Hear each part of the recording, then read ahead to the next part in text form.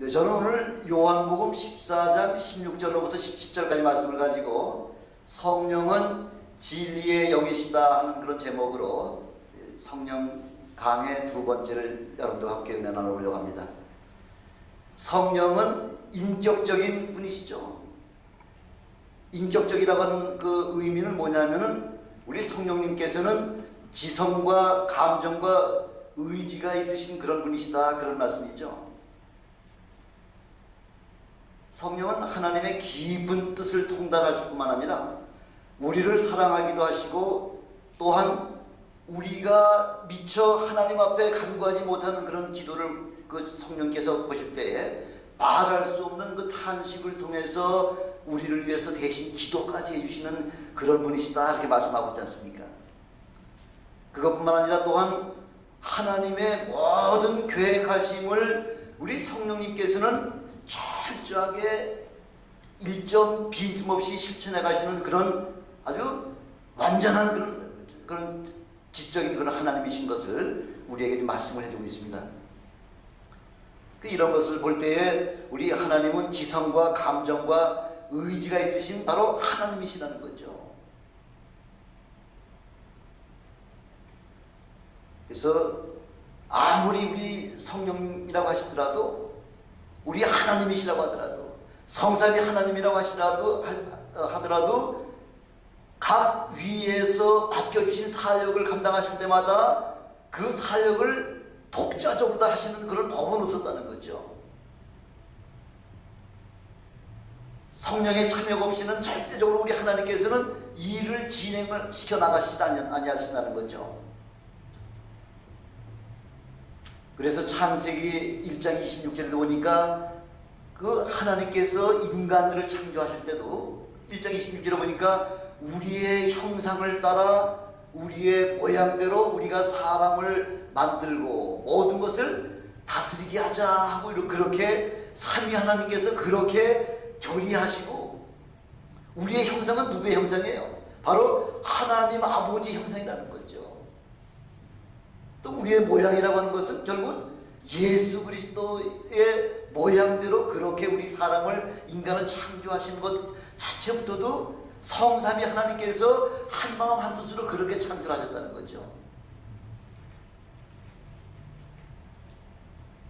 하나님께서 세상을 구원하시기 위해서 독생자를 보내실 때에도 성령으로 잉태하게 하시고요, 또한 공생애를 시작하실 때 침례를 받고 올라오시는 주님에게 성령으로 그 임하게 하실 뿐만 아니라 마가복음 1장 12절에 보니까 성령께서 곧 예수를 광야로 몰아내셨다, 이렇게 말씀하고 있죠. 표현이 좀 과격한 표현이지만은 그 정도로 우리 성령 하나님께서는 예수 그리스도가 공생애를 시작하기 위해서는 기도가 필요하시기 때문에, 그래서 그냥 억지로라도 아주 광야로다 몰아내셔서 40일 동안 금식 기도하게 하시고, 그리고 비로소 공생애를 시작하도록 그렇게 성령님께서 예수 그리스도를 협조하셨다는 것이죠. 히브리서 10장 38절에 보니까 하나님이 나사렛 예수에게 성령과 능력을 기름 붓듯 하셨다, 이렇게 말씀하고 있잖아요. 그래서 우리 주님께서도 성령과 기름을 그렇게 충만하지 아니할 것 같으면은 공생애를 하실 수가 없기 때문에, 그렇게 우리 하나님께서 성령과 기름을 물 붓듯이 하시고 난 다음에 그러고서 마귀에게 눌린 모든 자를 고치셨을 뿐만 아니라 늘 하나님과 함께 하셨다, 이렇게 말씀하고 있는 거죠.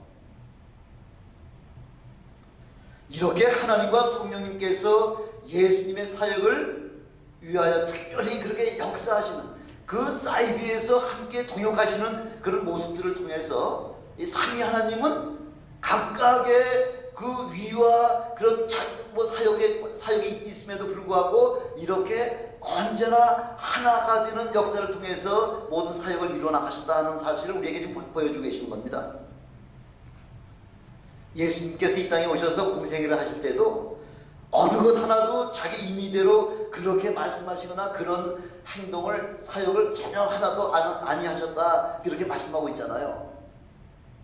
우리 주님께서 한마디 한마디 하신 모든 것들은 다 우리 아버지께서 내게 주신 그 말씀을 바로 너희에게 전하는 것이며, 또한 내가 아버지께서 하신 모든 사역을 본 것대로 그대로 소경의 눈을 고치실 뿐만 아니라 죽은 자를 살려주신 것도 아버지가 행하신 것대로다가 본대로다 그렇게 행한다고 그렇게 말씀하고 있는 것이죠.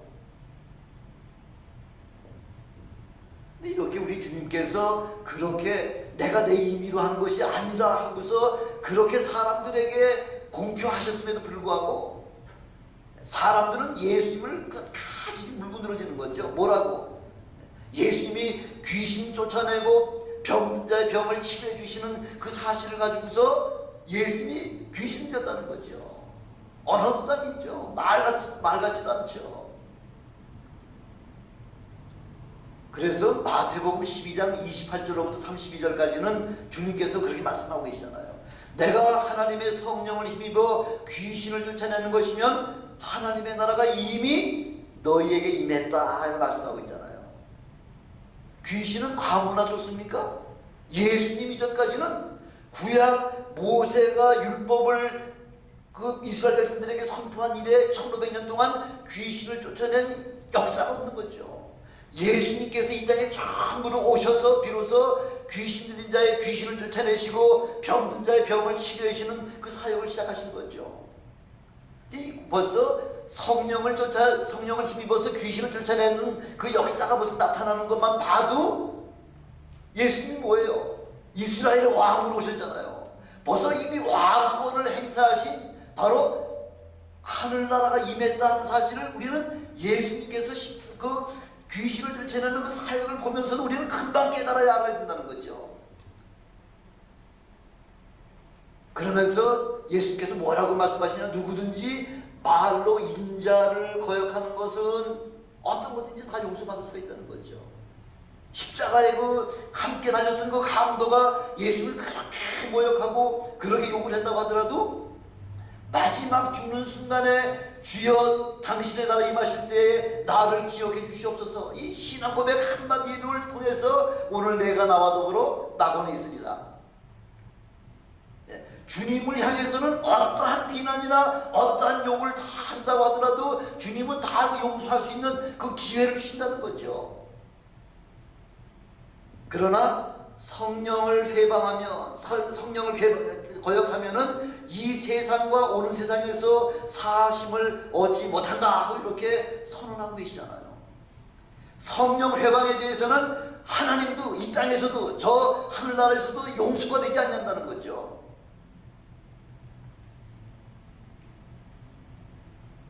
귀신을 쫓아내고 병 고치는 것을 마음 안 들어하는 사람들이 많지요. 지금도요.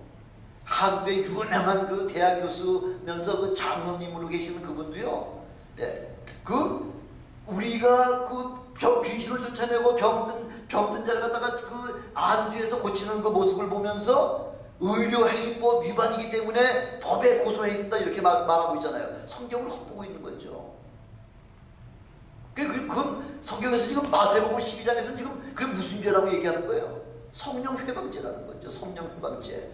병든 자가 있으면 당연히 고쳐줘야 되는 거죠. 기도해줘야 되는 거죠. 한 번 해서 안 되면 두 번 해주고, 두 번 해서 안 되면 세 번 하고, 나을 때까지 끊임없이 기도해주는 것이 바로 우리 주님께서 우리에게 맡겨주신 사명이지 않습니까? 예수님께서 이 땅에 오신 그 목적이 섬김을 받으려고 오신 거 아니잖아요. 대접받으려고 이 땅에 우리 예수님께서 오셨습니까? 아니잖아요. 예수님은 저와 여러분들의 모든 죄를 담당하시기 위해서 친히 고난받기 위해서 고난의 주님으로 이 땅에 오셨습니다만은 성령 하나님은 고난받으려고 이 땅에 오신 거 아니에요. 로마서 8장 11절에도 보니까 예수를 죽은 자 가운데서 살리신 이의 영이 너희 안에 거하시면 그의 영으로 말미암아 너의 죽을 몸도 살려주시겠다는 거죠. 성령 하나님은 우리 예수 그리스도를 죽음에서 부활시켜 주셨듯이 저와 여러분들도 사망에서 여러분들을 부활시켜 주시는 분이 바로 성령 하나님이시다. 이걸 지금 우리에게 말씀해 주고 계시는 겁니다. 아무나 고쳐주나 아무나 부활시켜 주나요? 아니에요. 예, 바로 성령을 체험해야지만 뭐라고 그랬죠? 우리 거듭난다 그러잖아요. 거듭난 백성에게 한해서만 우리 하나님께서 부활시켜 준다. 첫 번째 부활시켜 준다는 거죠. 예수님의 모든 사역에는 성령을 통하지 않냐고는 아무것도 우리 주님께서도 하시는 일이 없었다는 거죠. 예수님의 출생도 성령으로 말미암아 잉태하게 하시고요. 예수님의 공생의 시작도 성령이 비로소 내려앉으심으로 말미암아, 또 40일 금식도 하심으로 말미암아 비로소 공생애를 시작하게 하셨고요. 또한 죽으신 지 사흘 만에 부활하게 하신 분도 바로 성령 하나님에 의해서 그렇게 부활하셨다는 거죠. 성령은 이렇게 하나님의 뜻대로 역사하시는 분이세요. 그래서 성령을 가리켜서 뭐라고 지금 말씀하고 있죠? 성령은 진리의 영이다 이렇게 말씀해요. 진리의 영이라는 거죠. 진리라는 건 뭐예요? 타협하는 거 아니에요? 세상과 타협하는 거 진리 아니에요? 진리는 마치 빛과 같다는 거죠. 빛이 가다가 막히는 데가 있으면 이렇게 돌아갑니까? 그런 법이 없죠. 빛은 항상 직선이죠. 우리 바로 성령의 진리의 영이라고 하는 것은 세상 것과는 타협하지 아니하는 하나님의 뜻대로 끝까지 영원히 곧게 나가는 빛과 같은 그런 존재가 바로 우리 성령 하나님이시라는 거죠. 이렇게 성령 하나님은 첫 번째 모든 것을 초월하시는 분이시라는 거죠. 초월한다고 하는 말은 어느 누구에게 제한받지 아니하시고요.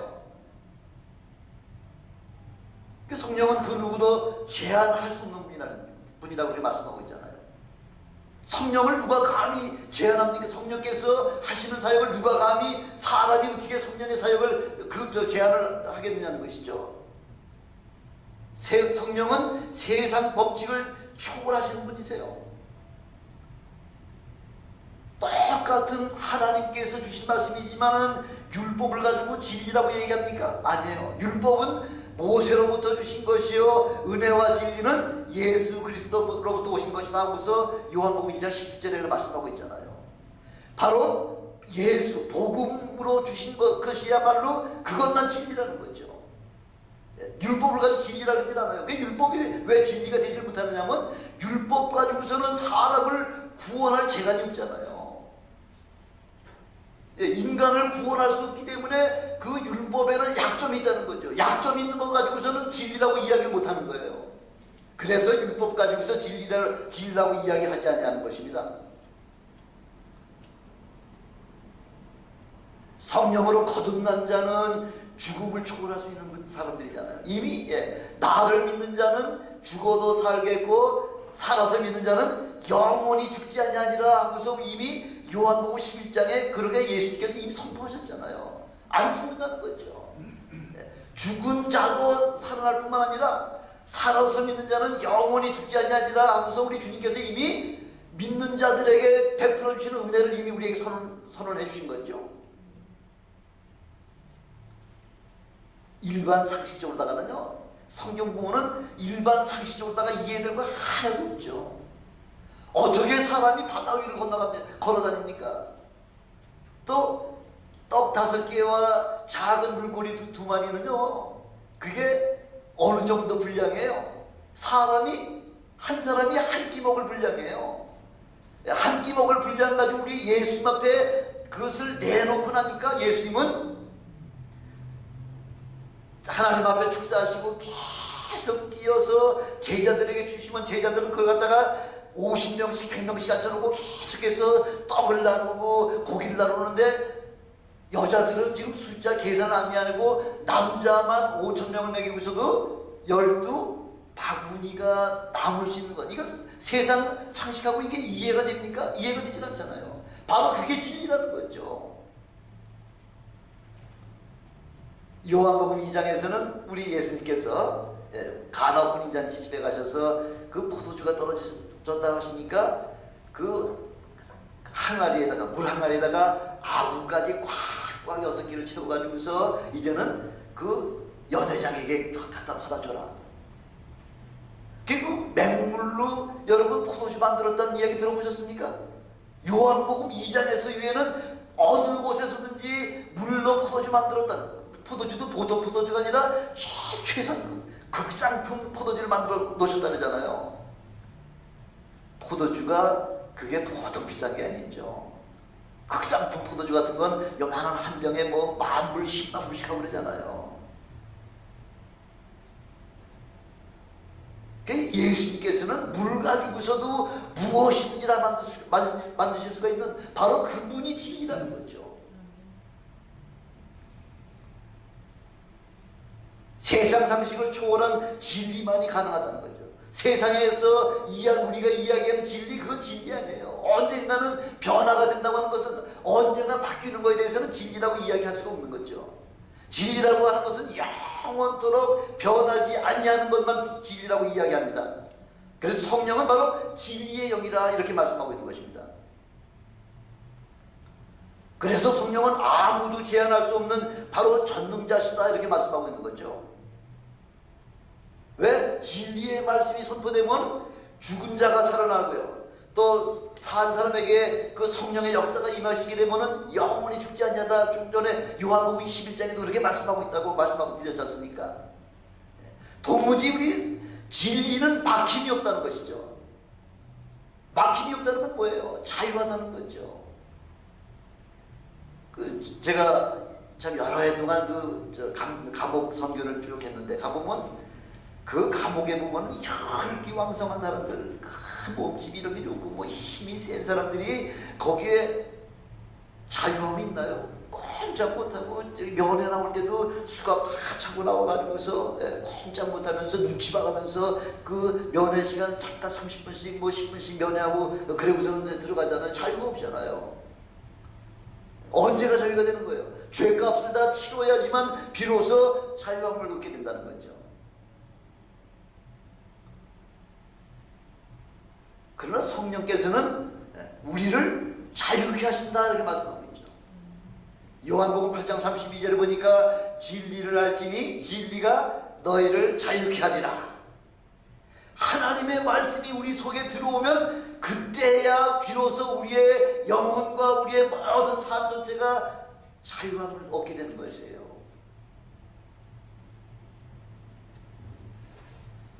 예수 그리스도께서도 성령으로 오셨기 때문에 그래서 예수를 보고 진리라고 얘기하는 겁니다.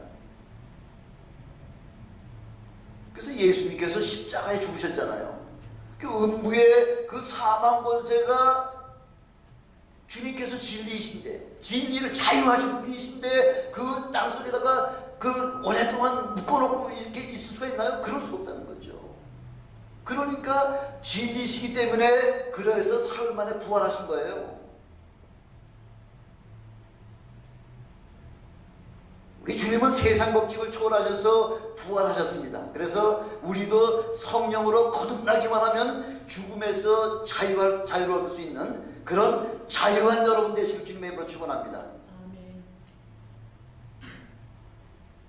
우리가 자유하려면 제일 중요한 게 뭐예요? 성령으로 거듭나야 된다는 거예요. 성령으로 거듭나지 않냐고서는 자유함을 얻을 수가 없고요. 사망에서 생명으로 옮겨올 수가 없다고 하는 것이죠. 성령 체험하지 못하면 뭐예요? 멸망이에요, 멸망. 영원히 죽는 거예요. 영원히 지옥이에요. 그러니까 반드시 이건 뭐 초이스가 없어요. 선택이 아니라 반드시 해야 되는 거예요. 안 하면 죽으니까. 그러니까 성령 체험을 하셔야만 그래야 영원한 영생을 선물로 얻을 수 있는 그런 여러분들 다 되신 줄 믿고 주님 앞에 축원합니다. 두 번째, 진리는 능력이라는 거죠. 능력. 무능하다는 이야기는 뭐예요? 매번 알지 못하기 때문에 뭐 하지 못하고요. 또 뭘 하고 싶어도 알아도 뭘 여러 가지 제약이 있고 제한이 있기 때문에 하지 못하는 것, 그런 걸 결국 무능하다고 이야기하는 것이죠. 아무것도 할 수 없고 아무것도 깨달을 수 없는 그런 걸 갖고 무능한 자라고 이야기합니다. 그래서 하나님은 거룩하신 분이죠. 거룩하다는 말은 뭐예요? 뭐가 거룩하다는 얘기예요? 거룩하다는 의미의 뭐 참뜻이 뭐예요? 죄가 없으신 분이다 그런 얘기죠. 죄가 없다는 얘기죠. 죄와는 전혀 상관이 없는 분이라는 거죠. 그 죄가 상관이 없으니까 하나님은 의로운 분이십니다. 바로 하나님은 진리가 되신다는 거죠. 진리의 성령이 우리에게 임하시면 우리도 하나님과 더불어 자유자가 될 뿐만 아니라 우리도 능력자가 된다. 그걸 우리에게 말씀해 주고 계시는 거예요. 한참 제가 이제 젊었을 잘 나갈 때 제가 그때 미국에 들어오려고 준비를 하고 있는데 이제 전도를 계속해서 이제 시도 때도 없이 새벽에도 찾아오고 밤늦게까지 기다려서 날만 어떻게 만나가지고 전도를 하려고 그렇게 했었는데 그거를 그 당시 제가 생각하기에는요, 이건 예수쟁이한테 한번 걸렸다 그러면 나는 이제 인생은 끝이다. 나는 이제 모든 거 망했다. 아니, 인생 그 즐거운 거 다 뺏기고 나면 세상 그 좋은 거 다 뺏기고 나면은 인생 살 맛이 무슨 맛이 있겠느냐고서 어떻게든지 예수에게 만나려고 그렇게 도망다니다가 결국은 만났죠. 뭐 나오기 한숨밖에 없죠. 야, 유일하게 직장 생활하는 사람이 우리 뭐 주일 때만 해도 주일밖에는 시간 없잖아요. 유일하게 주일날 뭐 등산도 가야 되고 낚시도 가야 되고 또 놀러도 다녀야 되는데 주일날 교회 와서 시간 다 뺏기고 나면은 뭐 아무것도 못 하잖아요. 야, 그러면 그러고서 어떻게 인생을 살 수 있나 하고서 참 한숨이 푹푹 나오는 때가 30여 년 전에 그런 일이 있었었죠. 근데 제가 처음 그 전도를 받고서 이제 교회 뭐 억지로 개 끌려가듯이 끌려가가지고서 그 예배를 보고 또 하나님의 그 사역들을 바라보면서 하나님이 살아계시다는 걸 제가 체험을 했죠. 병든 자들이 나와서 기도받기만 하면은 변화가 되는 역사가 나타나고요. 어떤 멀쩡한 사람 같은데 기도하면은 막 귀신이 떠나가는 그런 모습들을 바라보면서 뭔가 영적인 존재가 있구나는 것을 깨닫게 되면서부터 저한테도 이렇게 아주 초신자지만 전혀 이제 1년도 교회 나오기 시작한 지 1년도 안 된 사람이지만은 나도 한 번 되면 할 번 되겠다고 하는 그런 생각이 들더라는 거죠. 그때부터는 말씀이 들어오더라는 거예요. 눈으로 체험하기 시작하고 난 다음부터는 말씀이 믿어지기 시작하고 이제는 아픈 자가 있으면은 나도 모르게 손 얹고서 기도하는 그런 습관이 시작되면서 기도하니까 나타나는 거죠. 하나님 살아계시다는 얘기죠. 그래서 그렇게 예수 안 믿으려고 밤 12시까지 우리 집에 사람이 12시면 들어오겠지 하고서 12시까지 기다려가지고 날 잡아가지고 예수 믿게 하려고 그렇게 했지만은 12시 땡 치고 난 다음에 집에 들어가가지고서 그렇게 피하던 사람이 마침내는 예수를 믿었을 뿐만 아니라 주의 종까지 되는 그런 놀라운 역사가 바로 여러분에게도 있기를 주님의 이름으로 축원합니다. 손해보는 것이 아니라 예수만 제대로 확실하게 믿기만 하면요, 제가 참 자질구레한 그런 병들이 참 많아요. 뭐 눈에 다래끼도 나고 여기를 뽀럭지도 나고, 손에 뭘 하나 뜯으면 꼭 곪고요. 곪으면 고름이 나와야지만 끝나잖아요. 그렇죠? 근데 예수를 확실하게 체험하고서부터는 그 모든 문제를 제 스스로 담당을 다 했다니까요. 그러고 나니까 하나님 살아계신 것이 아주 확실하게 체험이 되는 거죠. 여러분도 주님을 체험하시는 여러분 되시길 주님의 이름으로 축원합니다. 체험한 사람들이 예수 그리스도를 부인할 사람은 이 세상에 아무도 없기 때문에 그 체험이라는 게 이렇게 엄청나게 중요하다는 거죠. 우리 박영춘 집사님도 살아계신 우리 주님을 체험하시기를 주님의 이름으로 축원합니다.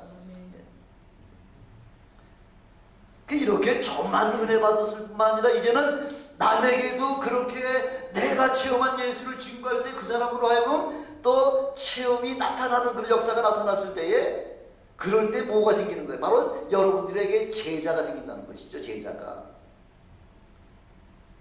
제가 늘 벌써 여러 차례 말씀드리잖아요. 여의도에서 오신 분, 그 이경수 집사님이라고 하는 분, 우리 집에 이틀 동안 있으면서 24시간 자기 자랑만 하다가 마지막 이제 공항에 나가기 전에 미안하니까 목사한테 23시간 자기 얘기만 하고 이제 떠날래 얘기니까 미안하니까 그럼 떠나기 전에 목사님 예배나 한번 드려주시죠.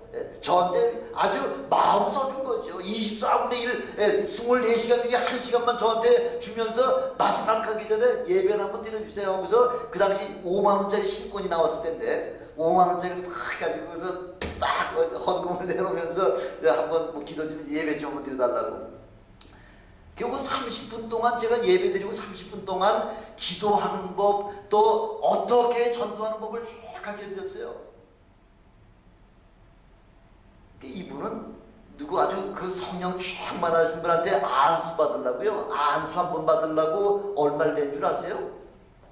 1억을 내셨어요. 1억을요. 안수 한 번 받으려고. 안수 받아가지고 뭐하게? 모르죠. 뭐 능력을 좀 달라고? 능력 달라는 소리는 그 뭐 아예 상상은 그런 거야. 우리 담임 목사님이나 하시는 거죠. 아니요. 당신도 할 수 있어. 이렇게 해가지고서 그분이 한국 나가자마자 지금 엄청나게 지금 사역을 하고 있어요. 엄청나게. 이 교회 저기에서 저 하늘산에 아니라 오살리 금식기도원에서 간증 한 번 했더니 그 간증을 들은 목사님들이 우리 교회에 와서 좀 간증해 주세요 해가지고 전국적으로 돌아다니면서 지금 간증하러 돌아다니고요. 새벽마다 전도하러 돌아다니고 지금 정신없습니다. 이렇게 예수 그리스도를 체험하고 나면요. 얼마 전에도 그 성경료 쪽지에다 적어가지고 한 거를 쭉 지하실마다 놓고 가는데 몇 년 사이에 한 2년 사이에 7,000장을 돌렸다는 거예요. 7,000장. 어떤 사람이 성경에다 이렇게 꼽아놓고만 나오기만 하면 어떤 사람이 꼭 와가지고서 필요한 사람이 그 성경을 그 성경 구절을 갖다 뽑아간다는 거죠. 7,000명이나. 그리고 이 사람이 인터넷을 잘해가지고서 그 채팅을 해가지고 모슬렘권에 있는 뭐 인도네시아 뭐 저쪽 동남아시아 일대의 그 모슬렘권에 있는 사람들을 얼마나 전도했냐면요. 한 1,500명을 정도 전도를 해서 1,500명 정도. 채팅이라는 게 저는 뭐 채팅을 뭐 잘 안 하지만은 한국에서 채팅하다 보면은 대부분 모르는 사람들 뭐 처음에 시작하려고 할 것 같으면은 음담 패설부터 시작한다 그러대요. 처음에 그 외국에서도 마찬가지 모양이에요. 계속 뭐 아주 그런 성적인 그런 얘기서를 주고받다가 처음에 같이 이제 그렇게 응답해줘야지 계속해서 올 거 아니에요. 그렇게 하다가 성경 말씀을 집어넣고 나는 이렇게 해서 예수 믿고 나는 이렇게 해가지고 은혜 받았고 내가 이렇게 축복을 받았다는 얘기를 갖다가 성경 구절을 하면서 그렇게 전도한 사람들이 한 1,500명 가까이 된다는 거죠. 네, 저는 1시간 전도하고 엄청난 큰 역사를 일으키는 제자를 하나 만들었다는 거죠. 저는 여러분들이 그런 제자가 되시기를 주님의 이름으로 축원합니다. 여러분들이 제자가 되게 되는 거예요. 나 하나만 은혜 받고서 그냥 천당에 가기만 하면 다 됐다? 그거 아니에요. 여러분 한 분들만 뿐만 아니라 이제는 나를 통해서 수많은 영혼들을 주님 앞으로 인도하는 구원의 그 중심축에 바로 여러분들이 서야 된다는 거죠. 그래야 자유할 뿐만 아니라 이제 남의 문제까지 자유함을 주시는 그런 여러분들이 되시길 주님의 이름으로 다시 한번 축원합니다. 세 번째, 진리의 영은 거룩한 곳에만 계신다는 거죠. 고린도전서 3장 16절에 보니까 뭐죠? 너희가 하나님의 성전인 것과 하나님의 성령이 너희 안에 거하시는 것을 알지 못하느냐 이렇게 말씀하고 있잖아요. 그래서 우리가 거룩해 있다는 거죠. 이 거룩한 곳에다가 더러운 것을 집어넣을 수가 없다는 거죠. 바로 이렇게 하나님의 사람 성령을 체험한 사람들은 바로 하나님의 성전이라는 것이죠. 이렇게 깨끗한 사람에게만 성령이 임하신다는 거죠. 아무에게나 성령이 임하시는 거 아니에요.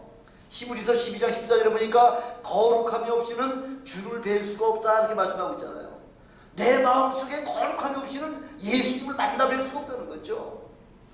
우리 하나님은 하늘에 계시고 예수 그리스도는 하나님의 보좌 우편에 앉아 계시지만은 성령은 어디 계세요?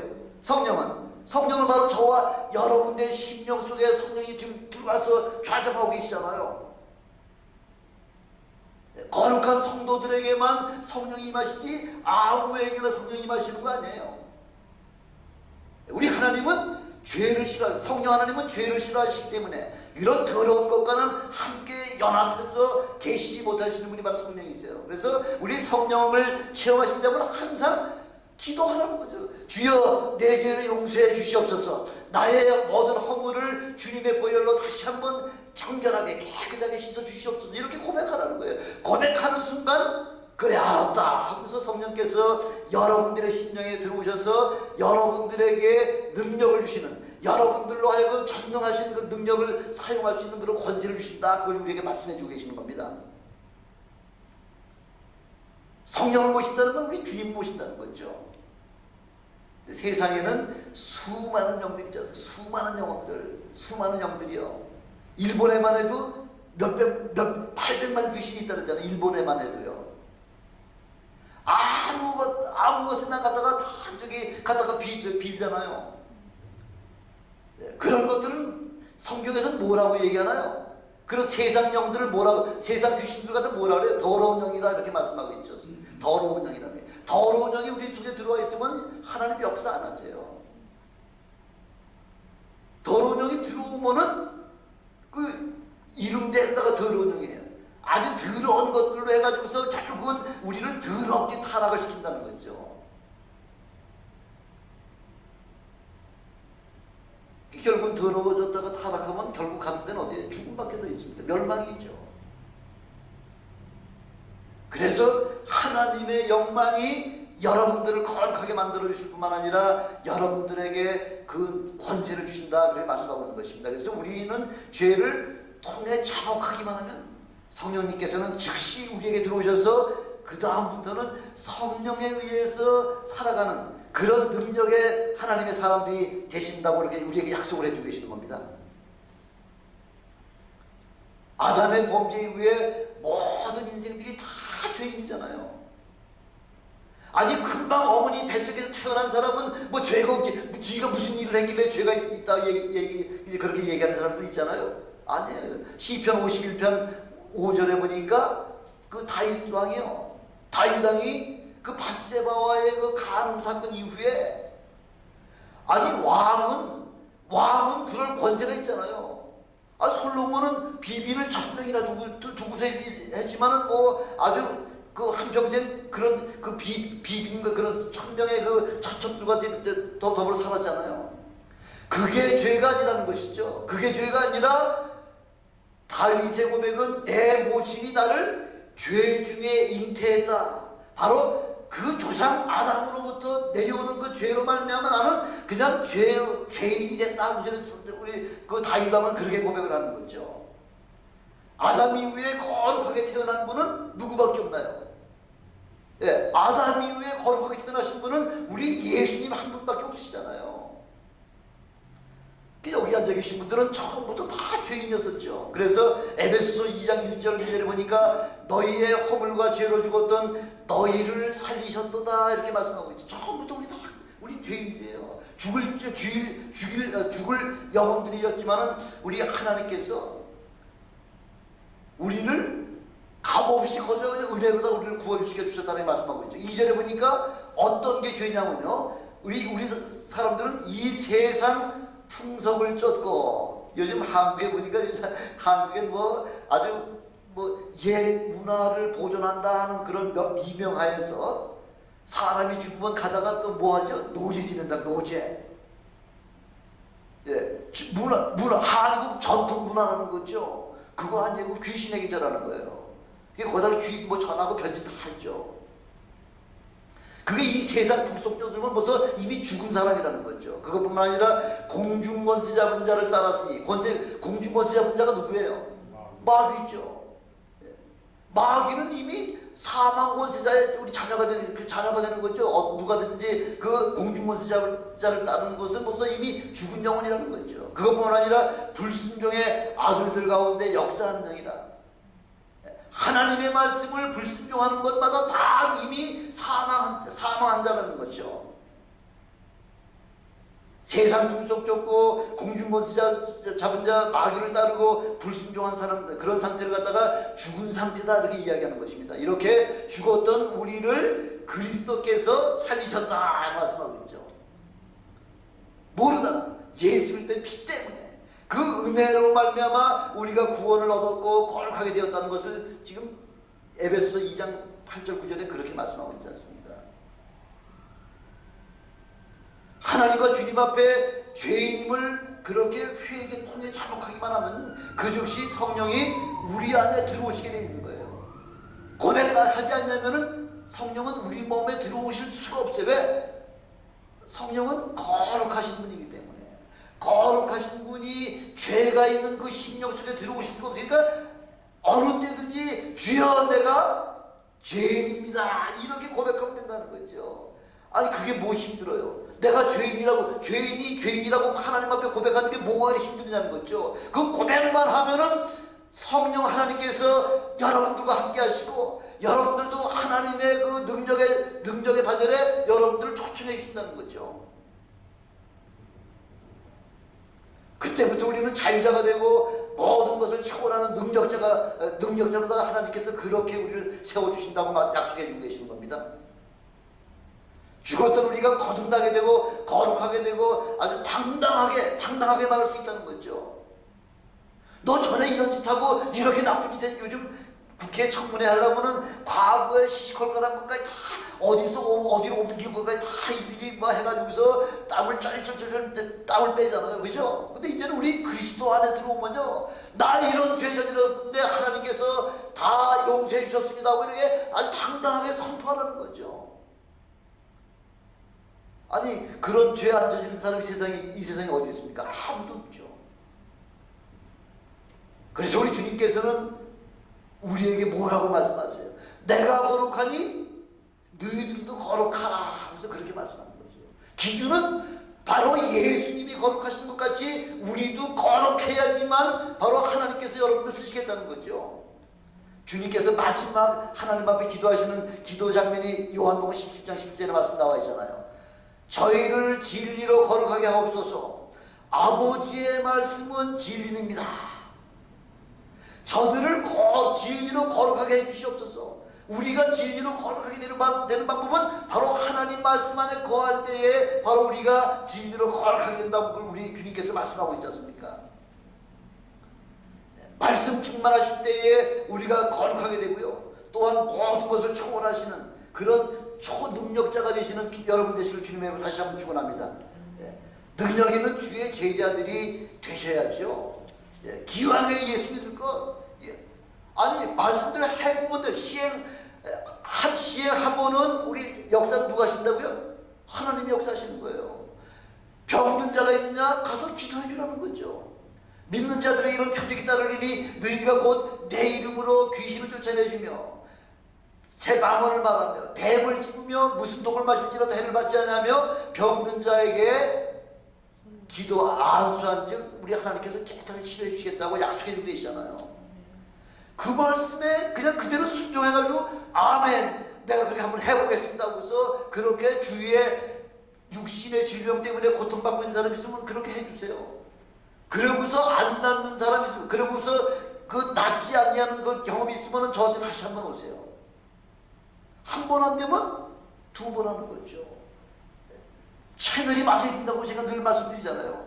기도하는 자와 기도받는 자와 우리 하나님과의 채널이 딱 맞을 때에 그럴 때 우리에게 응답이 되는 거죠.